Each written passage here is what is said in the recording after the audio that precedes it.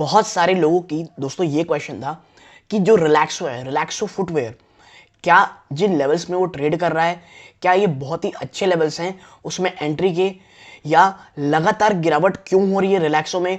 क्या इतना ज़्यादा बिजनेस में इफेक्ट पड़ रहा है रॉ मटेरियल के बढ़ने का, या कोई और भी रीज़न है? क्या इन्वेस्टमेंट पर्पस के लिए रिलैक्सो को खरीदा जा सकता है, या गिरावट थोड़ी और होगी, हमें थोड़ा इंतज़ार करना चाहिए? ऐसे तमाम सवालों के जवाब आपको इस वीडियो में देने की कोशिश करूंगा। जो मैं अपनी पर्सनल एबिलिटी में जो मुझे लगता है, जो मैं समझता हूं, वो आपके साथ चीज़ें शेयर करूंगा। क्या इश्यूज हैं कि गिरावट इतनी हो रही है, क्या अच्छी न्यूज़ भी है स्टॉक में, इन तमाम चीज़ों में चर्चा करेंगे दोस्तों। नमस्कार दोस्तों, मेरा नाम है अमिताभ मिश्रा और आज बात करने वाला हूं मैं रिलैक्सो फुटवेयर में। देखिए, सबसे पहले चीज़ समझते हैं, गिरावट इतनी ज़्यादा क्यों हो रही है? तो उसका सबसे पहला आंसर है इन्फ्लेशन। जो इनपुट कॉस्ट है, जो इनकी रॉ मटेरियल्स है, उसमें इतनी ज़्यादा अनप्रेसिडेंटेड इन्फ्लेशन कारण इतनी ज़्यादा हैवी उनका जो कह लीजिए रॉ मटेरियल का एक्सपेंसेस वो बढ़ चुका है कि इनकी बॉटम लाइन में बहुत बड़ी, आप कह सकते हैं, डेंट देखने मिल सकता है। सेकंड, जिसकी बात मुझे लगता है काफ़ी कम लोग करते हैं और मैं पर्सनली लगता है मुझे कि जो इतनी सीवियर गिरावट का कारण है, और गिरावट शायद और थोड़ी हो सकती है, वो है इसकी प्रीमियम वैल्यूएशन। ये इतना ज़्यादा प्रीमियम वैल्यूड है दोस्तों। अगर मैं आपको इसकी स्टॉक की पी बताऊं, इसकी स्टॉक की पी 93.6 है, जबकि जो इंडस्ट्री है उसकी एवरेज है 31.8। और दोस्तों ये जो है 15.81 टाइम्स अपने बुक वैल्यू से ट्रेड कर रही है, यानी कि काफ़ी प्रीमियमली वैल्यूड स्टॉक था।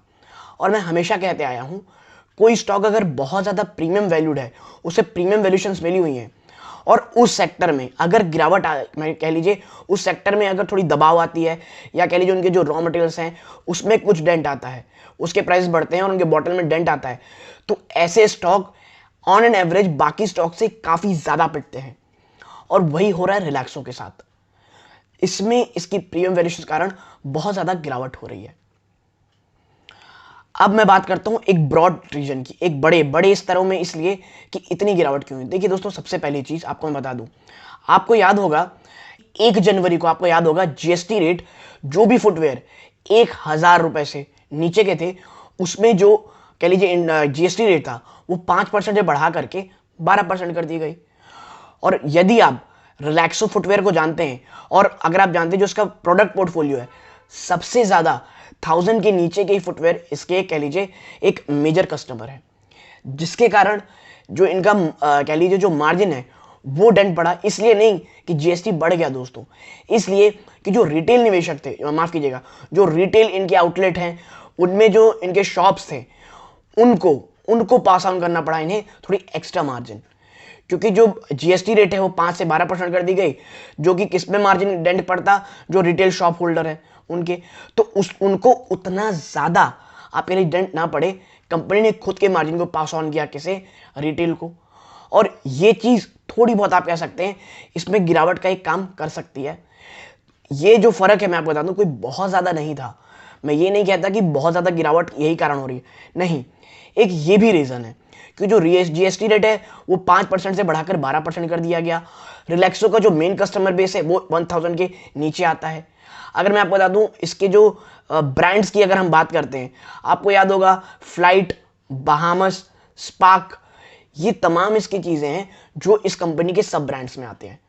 ठीक है। सेकेंड चीज़, रॉ मटेरियल का अनप्रेसिडेंटेड तरीके से बढ़ना।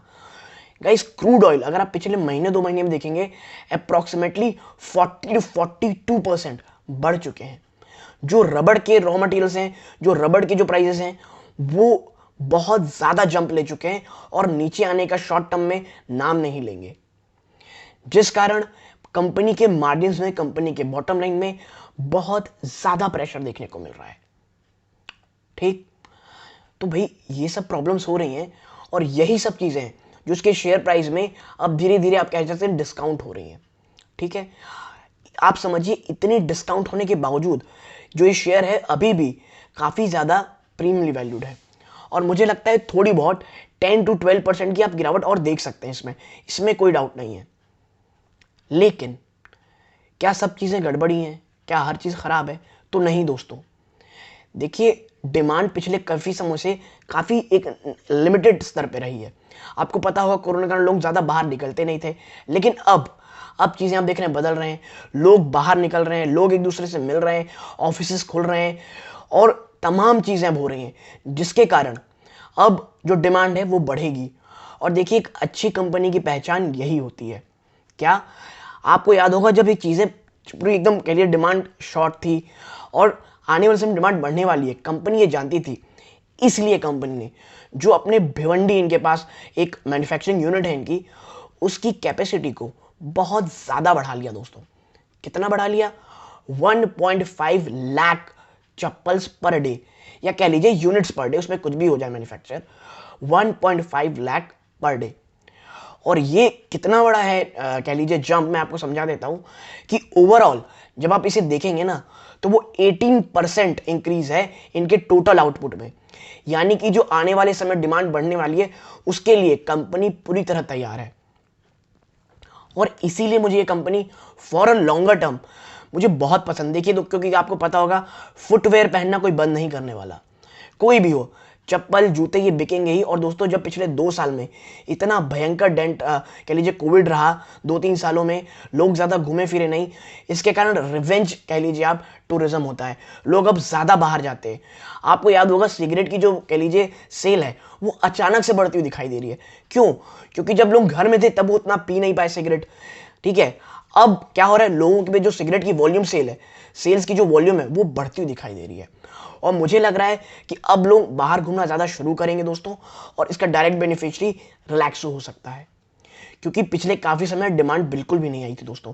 और अब मुझे लग रहा है आने वाला समय रिलैक्सो के लिए काफ़ी अच्छा हो सकता है। जो प्रॉब्लम है स्टॉक की वो है सिर्फ रॉ मटेरियल दोस्तों, वो नीचे आने का नाम नहीं ले रहा, अनप्रेसिडेंटेड तरीके से ऊपर रखा है। और कंपनी आपको पता होगा सीधे प्राइस तो कस्टमर को पास ऑन नहीं कर सकती, उसे धीरे धीरे ही कह लीजिए प्राइस बढ़ाना पड़ेगा।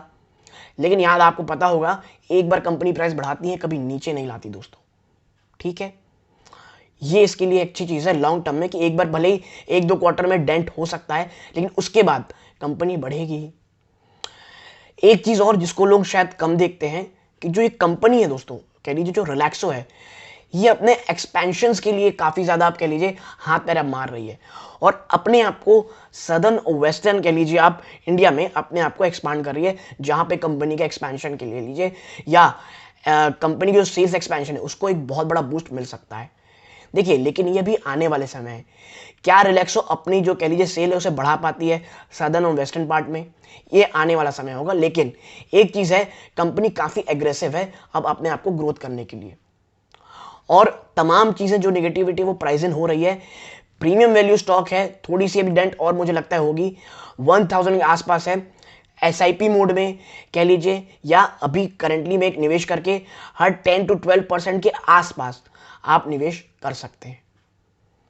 तो यदि आपको ये मेरी पूरी एनालिसिस पसंद आई हो, प्लीज़ वीडियो को लाइक कीजिएगा, चैनल में पहली बार आए चैनल सब्सक्राइब कीजिएगा। यहाँ तक जुड़े रहने के आप सबका बहुत बहुत धन्यवाद। ये इस वीडियो का अंत है। जय हिंद दोस्तों।